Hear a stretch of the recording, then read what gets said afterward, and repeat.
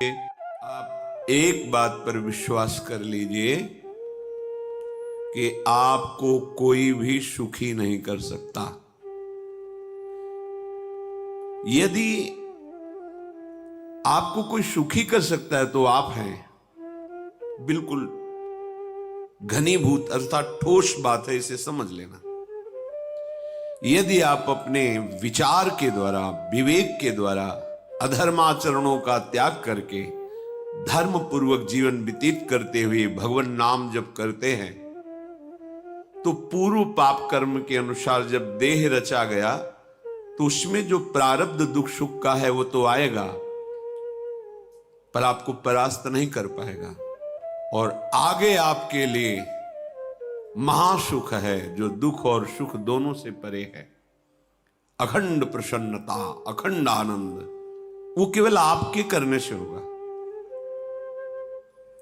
उपदेश मिल सकते हैं, मार्ग बताया जा सकता है, आपको सहयोग मिल सकता है, पर चलना आपको होगा।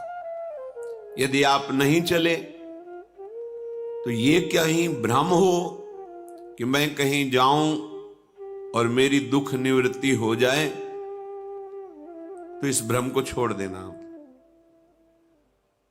क्योंकि हम आप तो बहुत छोटे जीव हैं, अर्थात बहुत लघु तपस्या, लघु पुण्य वाले हैं। हम उन महापुरुषों की बात करते हैं जिन्होंने आजीवन ऐसा तप संचय किया, फिर भी उनके शरीर में भारी से भारी दुख देखे गए। ये दुख और सुख एक भ्रमात्मक इंद्रजाल है माया का, ना दुख है न सुख है। जैसे जो सपने सिर काटे कोई, बिन जागे दुख दूर न होई। ऐसे स्वप्न में तुम चक्रवर्ती सम्राट बन जाओ तो जगने पर तुम थोड़ी रहोगे, तुम जो हो वही होगे। हम भगवान के चिदानंद अंश हैं। ये भूलकर हम अपने को स्त्री पुरुष, अच्छा बुरा, धनी निर्धन, दुखी सुखी आदि आदि बहुत सा प्रपंच है, इसे हम अपने दिमाग में बैठा लिया है।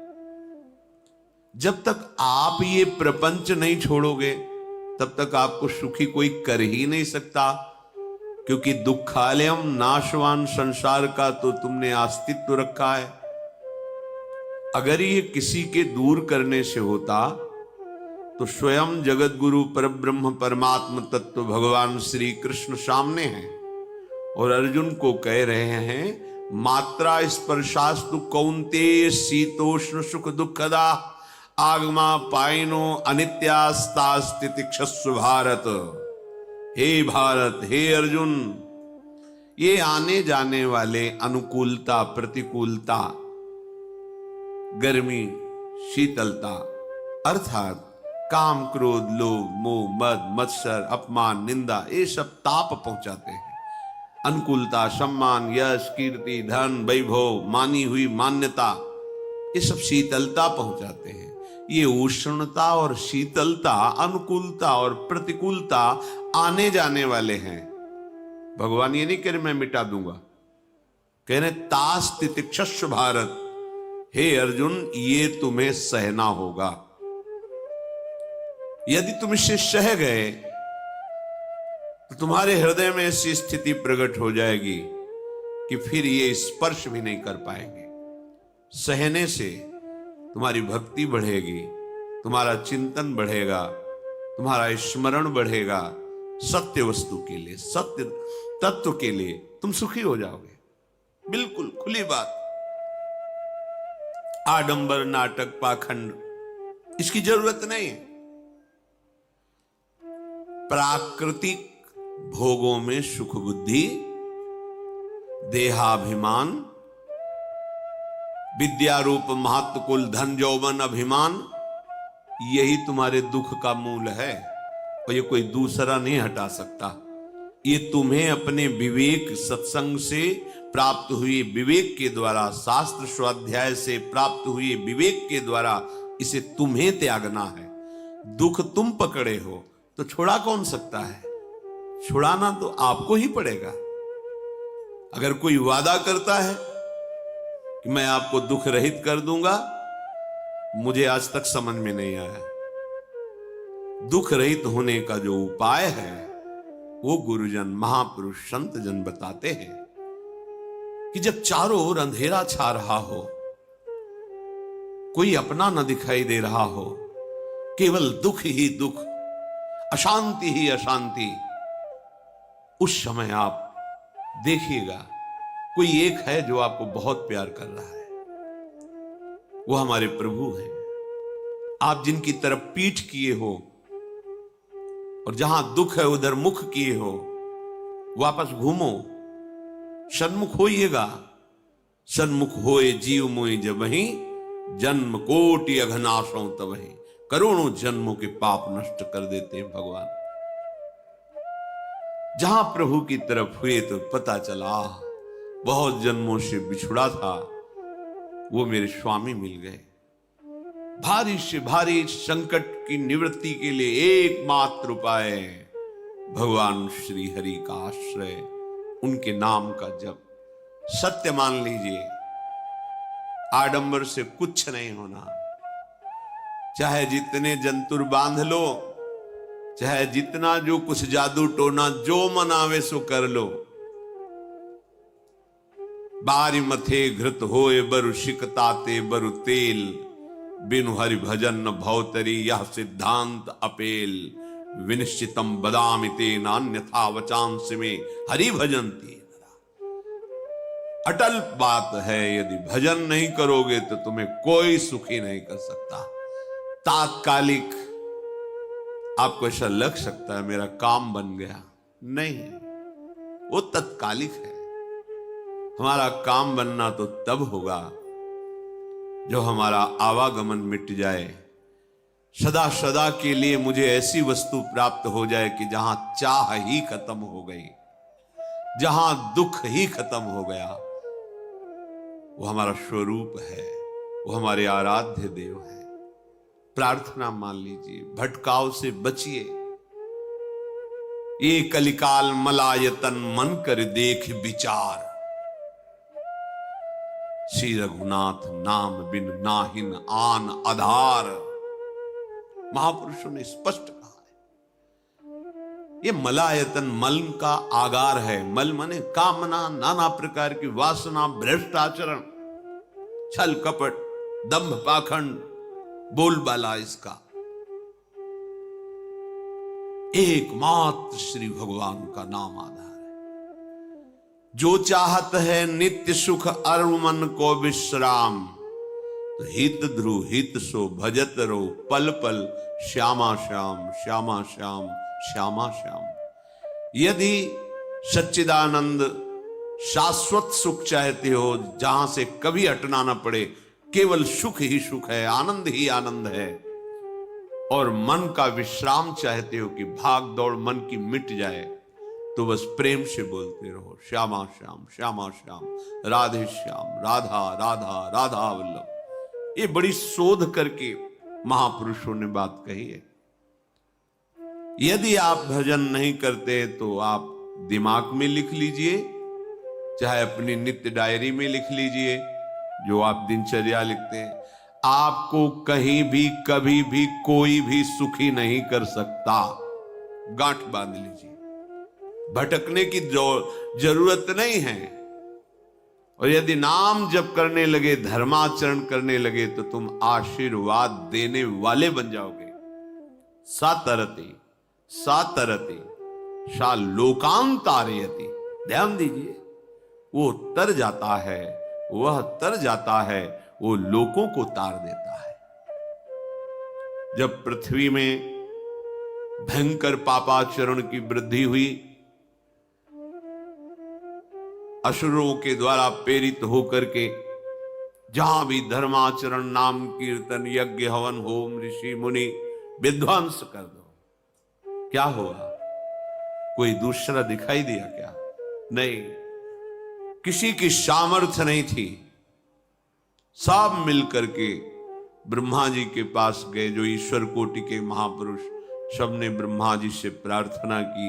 ब्रह्मा जी ने कहा, हम भी जिनके सेवक हैं, वही प्रभु अब हमारे दुख का निवारण कर सकते हैं। सोचो, आप किसी और से दुख निवृत्त कराना चाहते हैं, जिसने सृष्टि बनाई है, भगवान ब्रह्मा जी भी कह रहे हैं मैं जिनके सेवक हूं, वही प्रभु हमारे और आप सबके दुखों का निवारण करते हैं। तो आपको समझ में नहीं आ रहा कि एकमात्र भगवान श्री हरि ही हमारे दुख का निवारण कर सकते हैं। हमें कहीं भागने दौड़ने की जरूरत नहीं है। साधु समागम इसलिए किया जाता है कि हृदय पवित्र हो जाए, पवित्र हृदय की पहचान बुद्धि में विवेक का प्रादुर्भाव हो जाए, और विवेक से मोह का नाश करके हम निरंतर प्रभु के प्रेम में डूबे, भजन में डूबे। सबने एक साथ मिलकर के विचार किया कि महासुख सिंधु प्रभु से विनय करनी तो कहां जाया जाए, वैकुंठ चले, किसी ने कहा क्षीर सागर चले, अपनी अपनी भावना व्यक्त कर रहे थे। ते समाज गिरजा में रहू, अवसर पाई वचन एक कहू, हरि व्यापक सर्वत्र समाना, प्रेम ते प्रगट होई मैं जाना। हे गिरिजा, परम वैष्णवाचार्य भगवान महादेव जी कहते हैं, उस देव समुदाय में हम भी थे। हमने कहा कि हमारे तो हृदय में बात ऐसी आती है कि कहीं भागने की जरूरत नहीं है। हरि व्यापक सर्वत्र समाना, जैसे वो वैकुंठ में विराजमान है, क्षीर समुद्र में विराजमान है, ऐसे कण कण में विराजमान है। बस तुम प्रेम से पुकारो, जहां पुकारोगे वहीं प्रभु प्रकट हो जाएंगे। नाम बाणी जहां श्याम श्यामा तहां, नाम बाणी निकट श्याम श्यामा प्रगट। सिद्ध सिद्धांत है, भटकने की जरूरत नहीं। जहां हो वहीं से प्रिया प्रीतम का नाम पुकारो, नाम कीर्तन करो, उनकी लीलाओं का गायन करो, सबको सुख देने की भावना करो। देखो तुम्हारी दृष्टि बदलती चली जाएगी, भगवत साक्षात्कार करने की योग्यता आने लगेगी। ऐसा ही हुआ। सबने मिलकर के श्री भगवान को विनय पूर्वक आर्त भाव से पुकारा। आकाशवाणी हुई, निर्भय हो जाओ, निश्चिंत हो जाओ, मैं स्वयं अपने अंशों के सहित अवतार लेकर इस भूमि का भार हरण करूंगा। तुम सब बड़े बड़े जो देवता हो, जाओ हमारी लीला में सुख लेने के लिए सब ऋक्ष वानर आदि का रूप धारण करो।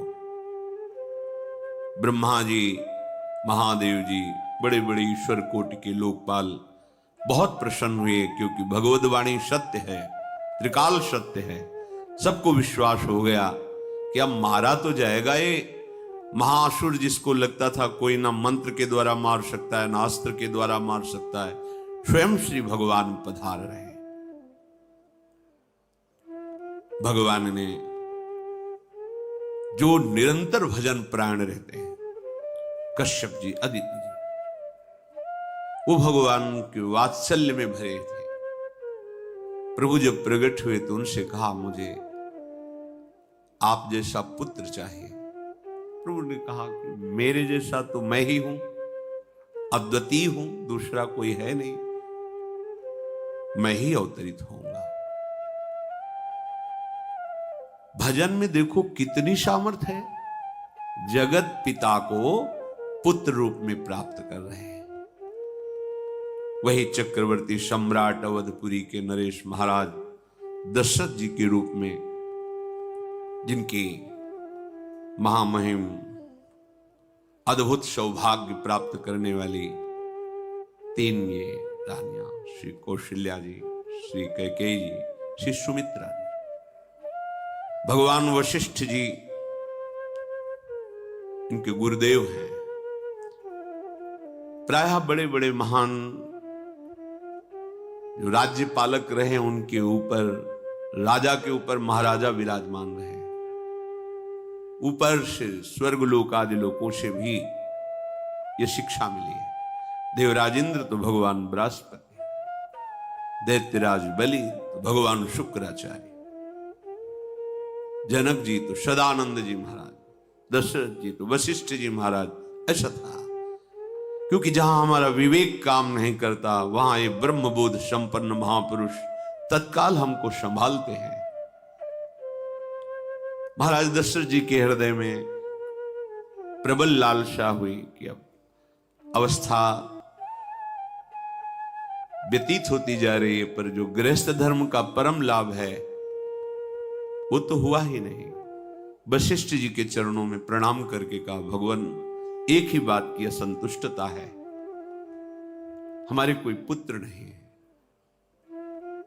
वशिष्ठ जी ध्यानस्थ हुए, ध्यान में देखा और उनका, तुम्हारा जैसा सौभाग्य अन्य का किसी का नहीं हो सकता। तुम्हारे यहां स्वयं सच्चिदानंद भगवान श्री हरि अपने अंशों के साथ अवतरित हो रहे हैं।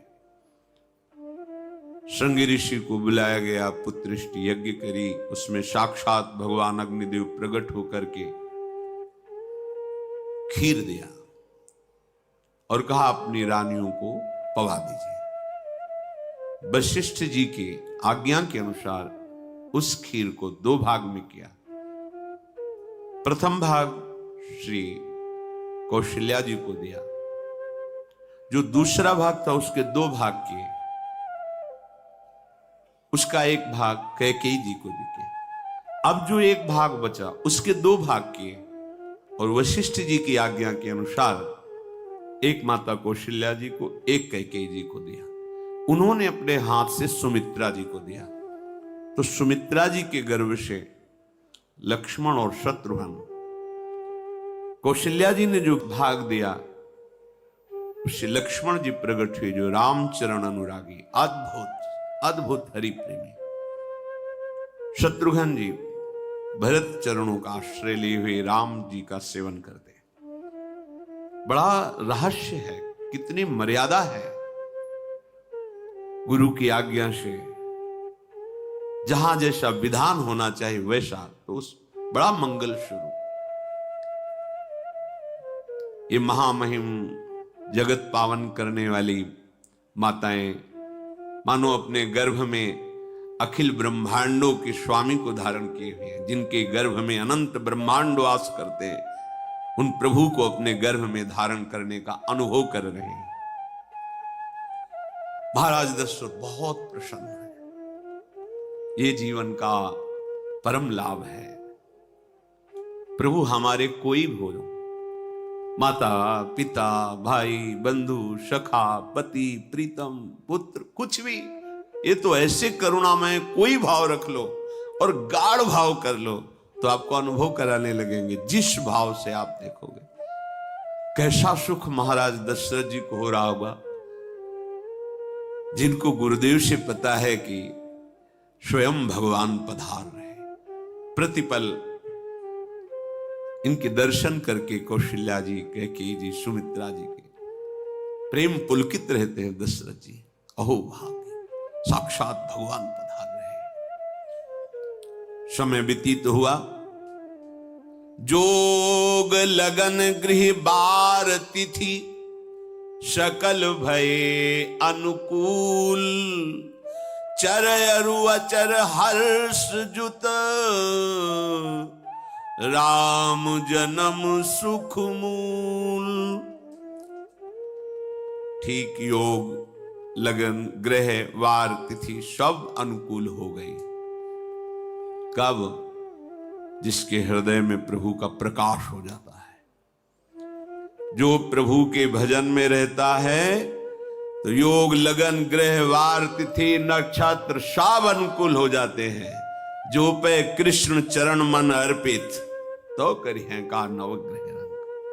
सब ग्रह नक्षत्र वार तिथि, ये जितने भी विघ्न कारक या शुभ कारक है, ये सब शासन में रहते हैं जिसके हृदय में भगवान नाम चल। जिते विनायक शुभ अशुभ, ये विघ्न करे नहीं कोई, क्योंकि भगवान का नाम चल रहा है, हृदय में भगवान प्रकाशित हो गए हैं, परमानंद अनुभव होता है। ऐसे भगवान जगत में प्रकट हो रहे। ये तो कभी कभी अवतार होता है, पर ये अवतार होता ही रहता है। भगत के हृदय रूपी महल में अवतार होता रहता है। जो निरंतर भगवत चिंतन परायण अपने अहम को भगवान के चरणों में समर्पित किया तो भय प्रकट कृपाला, यही हृदय में प्रकाशित हो जाते हैं। हृदय में ही दिव्य वृंदावन प्रिया प्रीतम दिव्य लीला। चैत्र का महीना, नवमी तिथि, शुक्ल पक्ष, अभिजीत मुहूर्त, ठीक दोपहर का समय 12 बजे सब लोगों को परमानंद प्रदान करने वाले प्रभु पधारे। शीतल मंद सुगंधित वायु बह रही है,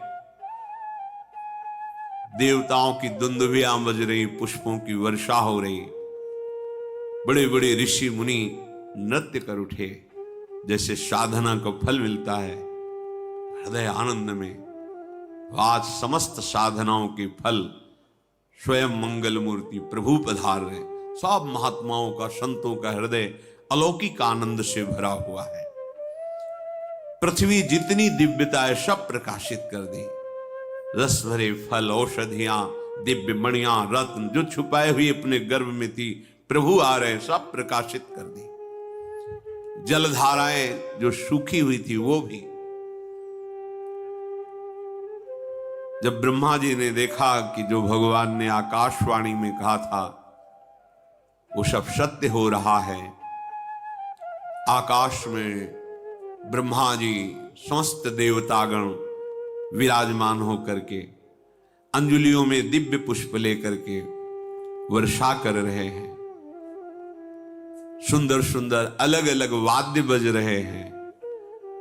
ऋषि मुनि देवता सब स्तुति कर रहे हैं। प्रणाम मुद्रा में सब खड़े हैं, क्योंकि समस्त लोकों का पालन करने वाले भगवान श्री हरि महाराज चक्रवर्ती सम्राट दशरथ जी के भवन में प्रकट हो रहे हैं। तो आकाश में सब ईश्वर कोटि के महापुरुष पुष्पांजलि अर्पित कर रहे हैं। उसी समय भगवान का प्रादुर्भाव होता है। भगवान कभी गर्भ से नहीं प्रकट होते, लीला होती है, ऐसा अनुभव होता है गर्भ है, पर पहले भगवान भगवान के रूप में प्रकट होते हैं, फिर वो बालक बन जाते हैं। कभी ऐसा कहीं नहीं मिला, अनुभव होता है ऐसा, समय से गर्भ रहा, समय से गर्भ बढ़ा, ऐसा अनुभव होता है, पर भगवान प्रकट होते हैं। इसीलिए भय प्रगट कृपाला दीन दयाला कौशल्या हितकारी हर्षित महतारी मुनि मनहारी अद्भुत रूप विचारी लोचन अभिरामा तनु घन श्यामा निज आयुध भुज चारी भूषण बनमाला नयन विशाला शोभा सिंधु खरारी कह दुई कर जोरी अस्तुति तोरी केहि विधि करो अनंता माया गुण ज्ञाना तीत अमाना वेद पुराण भनंता करुणा सुख सागर सब गुण आगर जेहि गावहि श्रुति संता सो मम हित लागी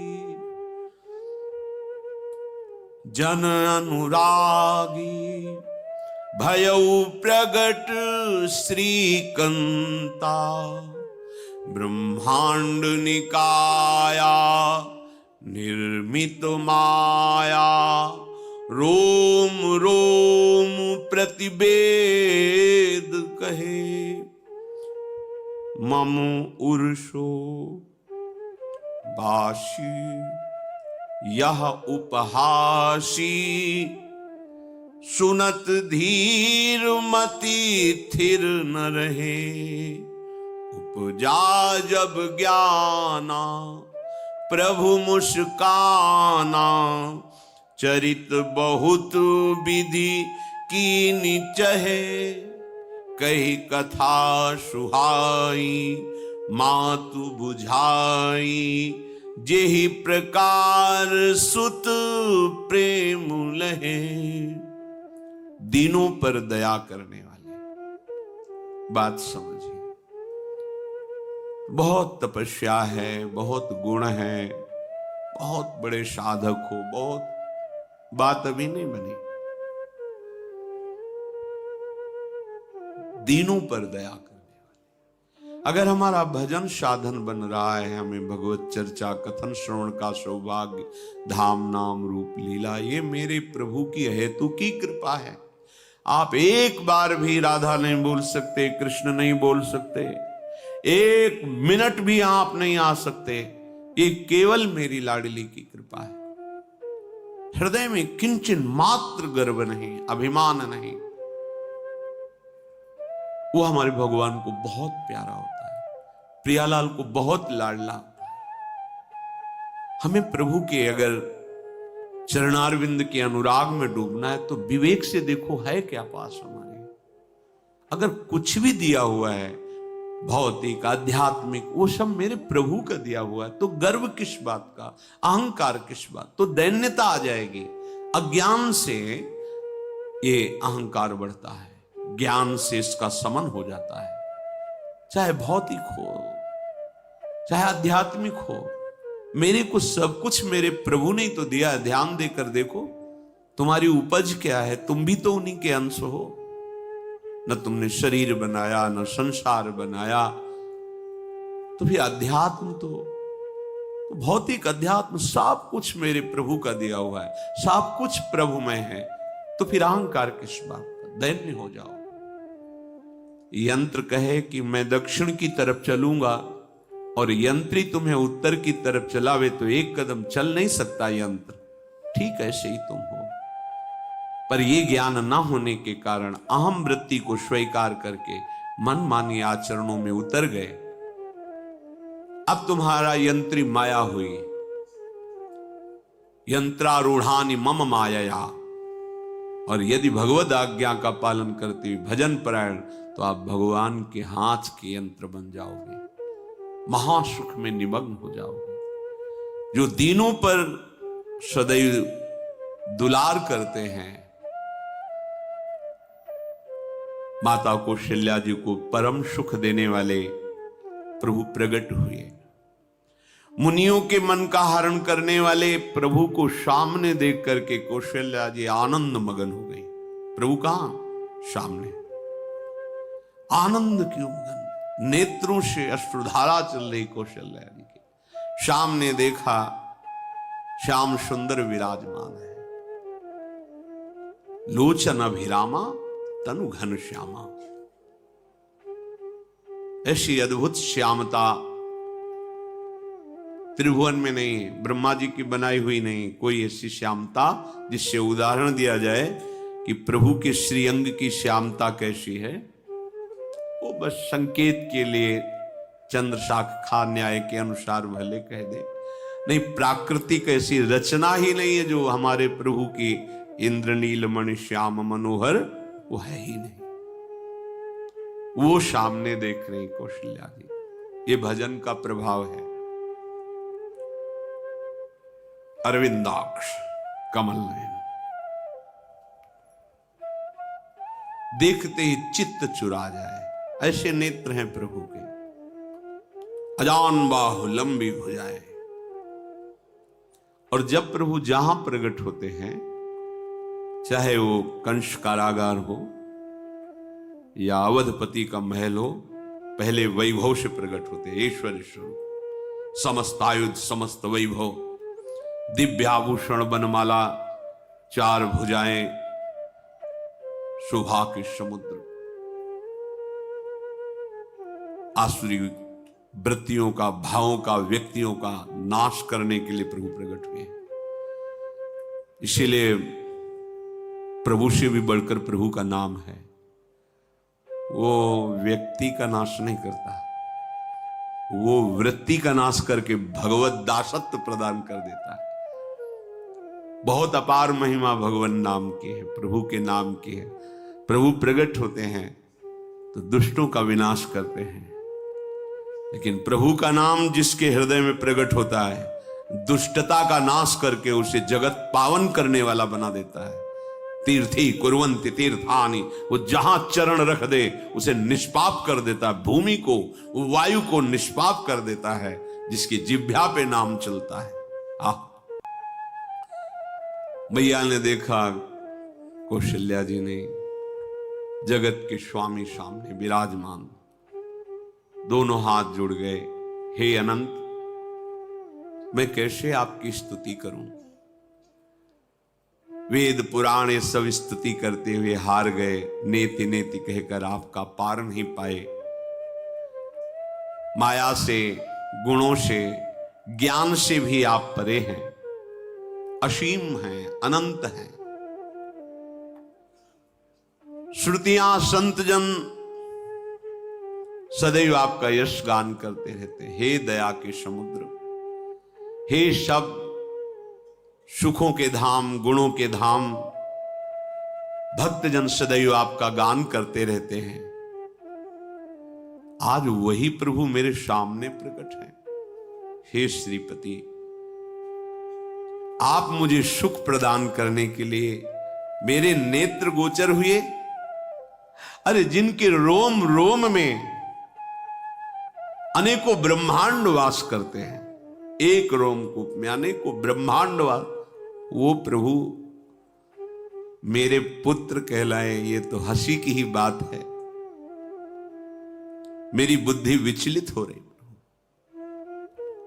कहां आप असीम महिमा अनंत विराट, आप मेरे पुत्र। जब ऐसा वर्णन कर रहे तो प्रभु मुस्कुराए।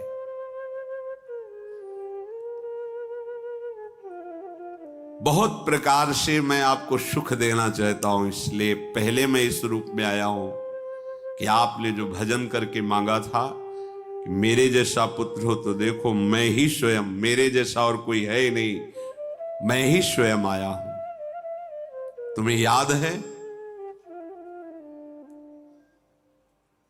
याद, स्मृति आई। हां प्रभु। फिर प्रभु अब इस रूप में नहीं। माता पुनि बोली सोमति डोली, तजहु तात ये रूपा, की जैसी सुलीला अति प्रियशीला, यह सुख परम अनूपा। हाँ हाँ प्रभु, याद आ गया। ओहो, अहो भाग्य, अहो भाग्य। तो फिर प्रभु ये रूप छोड़ो, और जो सुख देने के लिए आप पधारे हो वो रूप धारण करो। प्रभु, जब आप हमारे पुत्र बनने के लिए आए हो तो फिर शिष्य रूप धारण करो। जो ही माता कौशल्या जी ने ऐसे वचन उचारे तो सुनी बचन सुजाना, रोदन ठाना, होई बालक सुरभूपा, यह चरित जिगावहि, हरि पद पावहि, तेन परहि भवकूपा। इतना सुनते ही सुजान भगवान श्री हरि नवजात शिशु होकर के रोने लगे। जो इस पावन चरित्र का गान या श्रवण करता है वो कभी दोबारा इस संसार में जन्म नहीं लेता है। भगवान के कैसे महामहिम चरित्र देखो। अभी भगवान प्रकट हो रहे हैं और उसका फल बता रहे कि जो भगवान की इस पावन लीला का गायन या श्रवण करेगा, दूसरे साधन बने ना बने, निश्चित तो भगवत प्राप्त हो जाएगा। इसका फल ही है ये चरित जिगावहि, हरिपद पावहि ते न परहि भवकूपा। ब्रह्म ऋषियों के लिए, गौ देवता, संत भक्तों के लिए स्वयं भगवान लीला सुख प्रदान करने के लिए अवतरित हुए हैं। सतोगुण, रजोगुण, तमोगुण से अतीत भगवान का चिदानंदमय देह है, मनुष्य रूप में ही प्रकट हो रहे हैं। पर ये मायाकृत नहीं, ब्रह्मा की सृष्टि का नहीं है। चिदानंद सच्चिदानंद रूपाय, ऐसे ही चिदानंदमय देह तुम्हारी विगत विकार जान अधिकारी। निज इच्छा निर्मित तनु है, कर्म बंधन से नहीं, प्रकृति के अधीन नहीं, प्रकृति को अधीन करके स्वयं की इच्छा से आत्मस्वरूप सच्चिदानंद भगवान का विग्रह है। अब शिशु का रोदन सुन करके जैसे समुद्र में ज्वार भाटा आ जाता है, ऐसे महाराज दशरथ जी के भवन में सुख सिंधु की बाढ़ आ गई। महारानी कौशल्या जी ने शिशु का जन्म किया।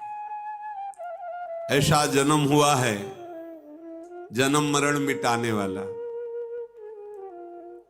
आप सोचते होंगे कि ये प्रिया प्रीतम के अनुरागी, हम आपको सच्ची कहते हैं, हम इनकी बात कर रहे हैं ना, तो दिमाग में रील कुछ और ही चलती है। हमें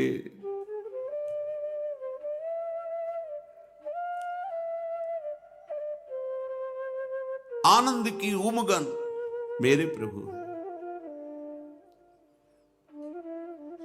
कल जब इस प्रसंग का गायन करना है तो थोड़ा चिंतन कर रहे थे, तो जब जनकपुर की सीमा में भगवान विश्वामित्र जी के साथ पधारते, आगे प्रसंग आएगा, और जानकी जी जब पुष्प वाटिका में प्रभु की जब दृष्टि पड़ती है और दोनों दृष्टि मिलती है, तो उस समय दिखाई दे रहा था इतना भी अंतर नहीं था, इतना भी अंतर नहीं था। तो बता रहे प्रिया प्रीतम, इतना भी अंतर है। उनके जब नेत्रों में केवल देख रहे थे तो वही नेत्र थे, रूप और स्थान अलग था, लेकिन नेत्रों में वही था। जो देखते, जो यहां देखते वही वहां दिखाई दे रहा था। दोनों नेत्रों में पहचान हो जाती, जैसे अपना पति है ना, और वो किसी सुंदर नाटक में वो किसी दूसरे का पति बनकर के स्वांग कर रहा हो, तो उसको जलन थोड़ी होती है, उसको लगता है कि मेरा प्रीतम कितना अभिनय में प्रवीण है, ओहो मेरा प्रीतम, मेरा प्रीतम। वो आनंदित होती उसे देख के, मेरा प्रीतम अभिनय में कितना प्रवीण है। उपासक अपनी ही धारा में